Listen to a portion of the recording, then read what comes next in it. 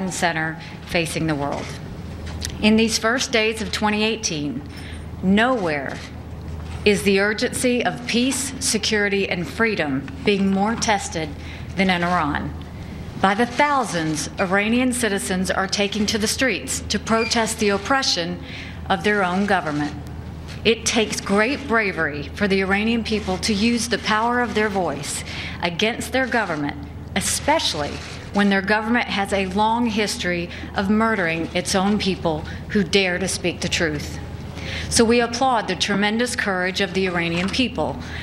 The government of Iran is actively attempting to stop social media and other forms of communication that allow their citizens' voices to be heard. So we want to help amplify the voices of the Iranian people. Here are some of the messages that they're chanting today. All these brigades have come out to the streets. They've come out against the leader. Political prisoners must be freed. Independence, freedom, Iranian Republic. Neither Gaza nor Lebanon, my life only for Iran. Let go of Syria, think of us. We will die, but we'll take Iran back. Don't be afraid, don't be afraid, we're all together. And in reference to the Supreme Leader, quote, feel some shame, let go of the country. Those are not my words. Those are not the words of the United States. Those are the words of the brave people of Iran. Now the Iranian dictatorship is trying to do what it always does, which is to say that the protests were designed by Iran's enemies.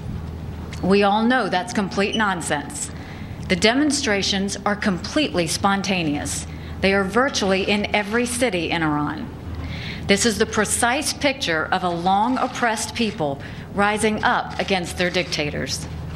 The international community has a role to play on this. The freedoms that are enshrined in the United Nations Charter are under attack in Iran.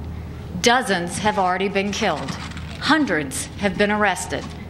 If the Iranian dictatorship's history is any guide, we can expect more outrageous abuses in the days to come.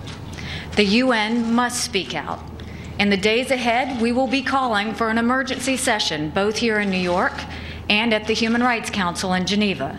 We must not be silent. The people of Iran are crying out for freedom.